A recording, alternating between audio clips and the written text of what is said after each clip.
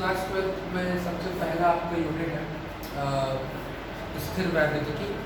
स्थिर वैद्युतिकी यानी कि इलेक्ट्रोस्टैटिक्स। तो इलेक्ट्रोस्टैटिक्स में सबसे पहला आपका चैप्टर आता है कूलम्ब्स लॉ और इलेक्ट्रिक फील्ड, कूलम्ब का नियम और इलेक्ट्रिक फील्ड। इसको शुरुआत करने से पहले आपको दो टॉपिक क्लियर होने चाहिए जो कि आज के वीडियो में हम लोग क्लियर करेंगे। पहला हो गया आपका चार्ज और दूसरा हो गया आपका quantum nature of charge. Right, charge मतलब कि आवेश क्या होता है, कहाँ इससे इसकी उत्पत्ति हुई है, किस प्रकार के होते हैं और किस तरीके से ये बिहेव करते हैं, ये हम लोग आज के टॉपिक में पढ़ेंगे। सबसे पहले हम लोग चार्ज को समझते हैं। तो चार्ज क्या होता है, व्हाट इज चार्ज? चार्ज मतलब कि आवेश क्या होता है। चार्ज या आवेश बेसिकली किसी भी बॉडी की एक इंटरनल प्रॉपर्टी होती है, एक अंदरूनी ऑफ किसी भी मैटर की या किसी भी चीज़ की एक अंदरूनी प्रॉपर्टी होती है। बेसिकली क्या होती है, फोर्स होती है जो कि दो तरीके से काम करती है, या तो अट्रैक्टिव या तो रिपल्सिव, या तो अट्रैक्टिव या तो रिपल्सिव। अट्रैक्टिव का मतलब कि जब दो कण पास में आते हैं तो अट्रैक्टिव हो गया। रिपल्सिव का मतलब जब दो मैटर्स दूर जाएंगे तो वो रिपल्सिव हो गया। राइट, तो चार्ज जो है वो बेसिकली किसी आवेश जो है वो किसी भी कण की एक अंदरूनी प्रॉपर्टी है, एक इंटरनल प्रॉपर्टी है जो कि एक प्रकार की फोर्स को जनरेट करता है। अगर आप लोगों को याद हो तो हम लोगों ने पढ़ा था गुरुत्वाकर्षण का नियम। ठीक, गुरुत्वाकर्षण के नियम में क्या होता है, गुरुत्वाकर्षण के नियम में कोई भी दो ऑब्जेक्ट्स, कोई भी दो मासेस, कोई भी दो पिंड आपस बीच में एक फोर्स लगाते हैं, एक बल लगाते हैं, और वो बल जो होता है वो हमेशा आपका अट्रैक्टिव फोर्स होता है। अट्रैक्टिव मतलब कि वो एक दूसरे के पास आते हैं, वो बल कहलाता है आपका गुरुत्वाकर्षण बल। ठीक, लेकिन उसमें और चार्ज के द्वारा लगाए हुए बल में क्या डिफरेंस है, क्या उसमें अंतर है? अंतर ये है बेटा जी कि यहाँ पर जो चार्ज जिस प्रकार से बल लगा रहा है, जो चार्ज बल लगा रहा है, वो बल जो है वो आपका दो प्रकार का हो सकता है। अट्रैक्टिव भी हो सकता है, रिपल्सिव भी हो सकता है। मतलब कि कण जो है वो पास में भी आ सकते हैं और दूर भी जा सकते हैं। ठीक, वो डिपेंड कर रहा है उसके नेचर पे, चार्ज के आवेश के नेचर पे, आवेश के नेचर पे डिपेंड करेगा आवेश किस टाइप का है, वो धनात्मक है या ऋणात्मक है, पॉजिटिव चार्ज है, नेगेटिव चार्ज है, वो उस पर डिपेंड करेगा कि वो पास में जाएंगे या दूर में जाएंगे। ठीक, लेकिन उससे अंतर किस तरीके, इस अंतर बेटा सबसे बड़ा ये है, गुरुत्वाकर्षण बल जो होता है वो यही होता है कि वो हमेशा अट्रैक्शन प्रोड्यूस करता है। मतलब कि हमेशा दो ऑब्जेक्ट एक दूसरे को आपस अपने पास खींच रहे होंगे, लेकिन जो चार्ज जो बल लगा रहा होगा वो दोनों प्रकार का हो सकता है। अट्रैक्शन भी हो सकता है, रिपल्शन भी कर सकता है, दोनों प्रकार से वो बल लगा सकता है। ठीक है, अब यहाँ से चार्ज आते हैं दो प्रकार के, कौन कौन से आपने पढ़े हैं। इसमें ये चार्ज आया कहाँ से, क्वेश्चन है, ये चार्ज आया कहाँ से? तो आपको पता है कि एक एटम जो होता है, एटम में तीन चीजें होती हैं। एक तो उसका न्यूक्लियस हो गया, न्यूक्लियस के अंदर जो है प्रोटॉन और उसके चारों ओर आपके इलेक्ट्रॉन जो है वो चक्कर खाते हैं। न्यूक्लियस के अंदर होता है आपका प्रोटॉन और न्यूट्रॉन, दो चीजें होती हैं। तो इलेक्ट्रॉन जो है वो होता है आपका नेगेटिव, जिसको हम लोग नॉर्मली E- से डिनोट करते हैं। प्रोटॉन जो हो गया वो आपका पॉजिटिव चार्ज, न्यूट्रॉन जो होता है वो बेसिकली N0 या फिर न्यूट्रल। ठीक, तो हम इसकी बात कर लें, अगर इलेक्ट्रॉन जो है वो हो गया आपका नेगेटिव चार्ज। तो अगर आपसे पूछा जाए कहाँ से आया, कहाँ से आया बेटा, एटम से आया। एटम मतलब अणु से आया। इसके अंदर आपके तीनों अणु प्रेजेंट होते हैं, प्रोटॉन, इलेक्ट्रॉन और न्यूट्रॉन। जो प्रोटॉन होता है वो न्यूक्लियस के अंदर, नाभिक के अंदर प्रेजेंट होता है, प्रस्तुत होता है, और जो इलेक्ट्रॉन है वो उसके चारों ओर चक्कर लगाते हैं। इलेक्ट्रॉन जो होते हैं आपके नेगेटिव चार्ज, प्रोटॉन जो होते हैं वो आपके पॉजिटिव चार्ज, और न्यूट्रॉन जो होता है वो न्यूट्रल, उसके ऊपर कोई भी चार्ज नहीं होता। ठीक, तो ये आया कहाँ से, बेसिकली इलेक्ट्रॉन है। इसको हम लोग और डिटेल में पढ़ेंगे आगे के चैप्टर में, अभी फिलहाल आप नहीं समझ सकते हैं कि ये यहाँ से आते हैं। ठीक, अगर हम लोग टाइप्स ऑफ चार्जेस की बात करें तो दो टाइप के चार्जेस हम लोग को यहाँ पर मिले। एक मिला आपको इलेक्ट्रॉन, एक मिला आपको प्रोटॉन। यानी कि अब यहाँ पर दो प्रकार की जो फोर्स जनरेट होती है वो किस तरीके से होती है। मान लेते हैं कि दो प्रोटॉन आपस में पास आते हैं, या दो इलेक्ट्रॉन पास आते हैं, या एक प्रोटॉन और एक इलेक्ट्रॉन आपस में पास में आते हैं। ठीक, तो इन दोनों के बीच में क्या होगा बेटा, अट्रैक्शन फोर्स लगेगी? नहीं, रिपल्शन फोर्स लगेगी। रिपल्शन मतलब कि ये एक दूसरे से दूर भागेंगे। इलेक्ट्रॉन पास आएगा तो भी इनके बीच में एक रिपल्सिव फोर्स लगेगी, ये एक दूसरे से दूर भागेंगे।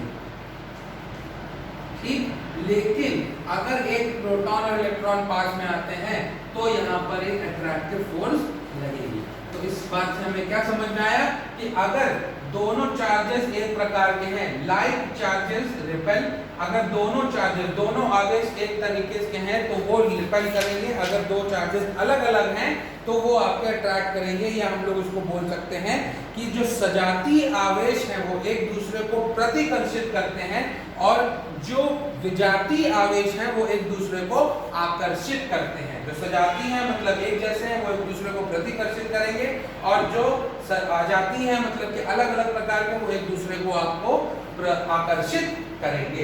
इस प्रकार से दो चार्जेस की उत्पत्ति होती है। ठीक है, उम्मीद है इतना समझ में आ गया होगा। आगे बढ़ते हैं हम लोग। चार्ज, इसको हम लोग इस तरीके से भी समझ सकते हैं बेटा कि ये एक तरीके से बिल्कुल चुंबक है। ठीक है, जैसे चुंबक होता है, चुंबक में आपके दो वो पोल्स होते हैं, एक नॉर्थ होता है, एक साउथ होता है।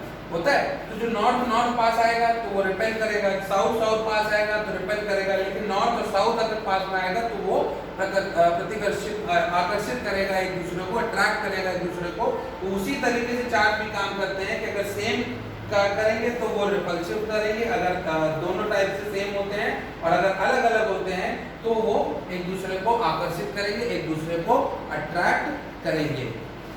अगर इसकी हम लोग उत्पत्ति के बारे में सोचे, धनात्मक या फिर ऋणात्मक आवेश जो होते हैं वो उनकी परिकल्पना अगर की जाए कि वो आए कहाँ से, किस तरीके से चार्ज कैरियर बनते हैं, तो एक छोटा सा एक्सपेरिमेंट अगर याद हो तुम लोगों को कि एक कंघा है, कंघे से अगर अपने बालों में रब करोगे तो वो आवेशित हो जाता है, वो चार्ज हो जाता है। ठीक, तो हम लोग यही मानते हैं कि या तो उसमें ऋण आवेश आएगा या फिर उसमें धन आवेश आएगा। जैसे कि कंघे से ये कोई प्लास्टिक की रॉड ली हम लोगों ने, ठीक, इस प्लास्टिक रॉड को हम लोगों ने रब कर दिया, तो इसमें रब करने से, फ्रिक्शन करने से, घर्षण करने से इसके ऊपर एक चार्ज आया। ठीक, अब इसके ऊपर एक चार्ज आया तो ये कंघा आप किसी पीस ऑफ पेपर या किसी कागज के टुकड़े के पास लेके जाओगे तो उसको आकर्षित करेगा। आकर्षित क्यों करेगा? क्योंकि अब ये एक चार्ज बॉडी है, अब ये आवेशित हो चुका है, ये किसी दूसरे जो अनचार्ज बॉडी है, जो आवेशित नहीं है, इसके ऊपर किसी प्रकार का कोई आवेश प्रेजेंट नहीं है, प्रस्तुत नहीं, उसको ये आकर्षित करेगा। ठीक, एक चार्ज बॉडी, एक आवेशित बॉडी हमेशा एक अनचार्ज बॉडी को अट्रैक्ट करेगी, आकर्षित करेगी। ठीक, तो ये हम लोग इसको परिकल्पना कर सकते हैं कि इसमें किसी न किसी प्रकार का कोई ना कोई चार्ज आ जाता है। राइट, आगे बढ़ते हैं इसमें। तो दूसरा आपका इसी प्रकार से इलेक्ट्रॉनिक सिद्धांत इसी प्रकार से दिया गया है। इलेक्ट्रॉनिक सिद्धांत बेसिकली चार्ज का जो देखिए, जैसे कि एक बॉडी है, ये हमने बॉडी की, इस पे अगर कुछ हम लोगों ने चार्ज प्रेजेंट है, अगर इसमें हम लोगों ने फ्रिक्शन किया, घर्षण किया, तो इससे कुछ इलेक्ट्रॉन, इसको हम लोग ने कपड़े से घिसा, ठीक है, सिल्क कपड़े से घिसा, इस प्लास्टिक की रॉड को, एक प्लास्टिक की रॉड को हम लोगों ने सिल्क के कपड़े से घिसा, तो इसके ऊपर कुछ इलेक्ट्रॉन जो है वो इससे निकल के बाहर आएंगे, और इसके ऊपर अब जो इलेक्ट्रॉन आ जाएंगे तो इसके ऊपर इलेक्ट्रॉन आ गए, यानी कि नेगेटिव चार्ज आ गया। ये चीज याद रखना कि इलेक्ट्रॉन जो ग्रहण करेगा उसके ऊपर नेगेटिव चार्ज आएगा, जो इलेक्ट्रॉन छोड़ देगा उसके ऊपर पॉजिटिव चार्ज आएगा।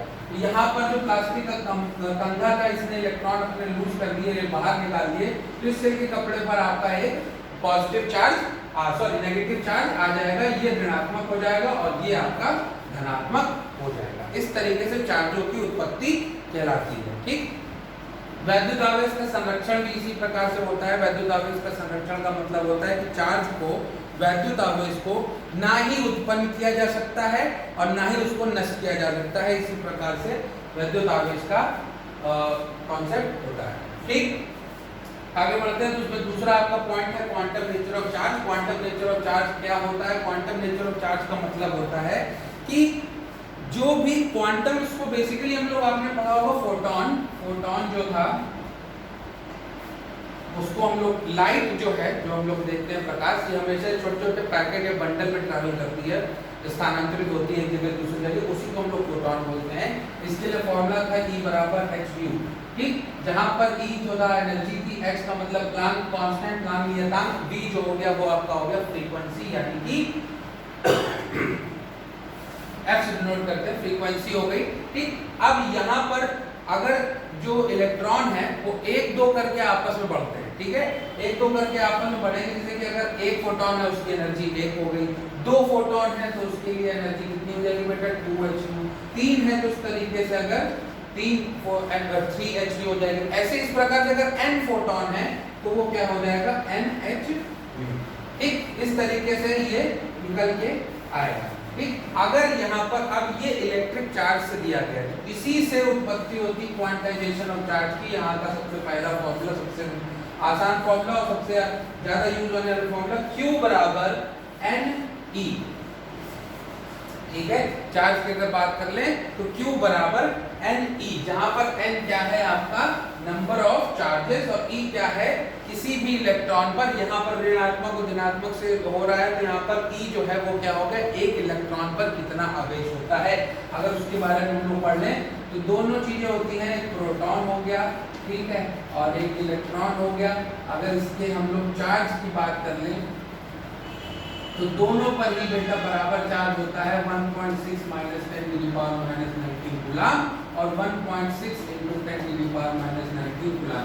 डिफरेंस बस ये होता है बेटा कि अगर प्रोटॉन की बात हम लोग करते हैं तो प्रोटॉन पे ये प्लस होता है, इलेक्ट्रॉन पे ये माइनस होता है, ठीक, ये इसमें डिफरेंस होता है। अगर इसके मास की बात कर लेते हैं हम लोग, द्रव्यमान की, मास मतलब द्रव्यमान, अगर इसकी बात कर ले तो प्रोटॉन का मास होता है 1.6 × 10⁻27 किलोग्राम और इलेक्ट्रॉन के ऊपर मास होता है 9.1 × 10⁻31 किलोग्राम। आप इससे यहाँ से देख सकते हो 10⁻31 की अगर हम ये लिखना चाहें कि मास जो है प्रोटॉन का वो आपका ज्यादा होता है मास ऑफ इलेक्ट्रॉन से, तो वो सही होगा, क्योंकि हम लोग ये पढ़ते भी आए हैं कि किसी भी अणु का जो मास होता है, द्रव्यमान होता है, वो उसके सेंटर पर केंद्रित होता है, उसके केंद्र पर पूरी तरीके से केंद्रित होता है, क्योंकि सेंटर पे ही प्रोटॉन प्रेजेंट होते हैं, ठीक। तो ये आपका सबसे पहला चार्ज Q, इसकी चार्ज का मात्रक होता है, यूनिट होती है कूलाम। इसको हम लोग इस तरीके से पढ़ सकते हैं, कूलाम यानी कि C से इसको डिनोट करते हैं, ये इसका मात्रक होता है। पहला आपका फॉर्मूला निकल गया है यहाँ से, Q बराबर NE, ठीक। इसको आप नोट कर सकते हो, स्क्रीनशॉट ले सकते हो, नोट्स बनाते चले, जो इतना भी काम हो रहा है, जो भी करवाया जाएगा आपसे, या नोट्स या कॉपी में लिखते चले।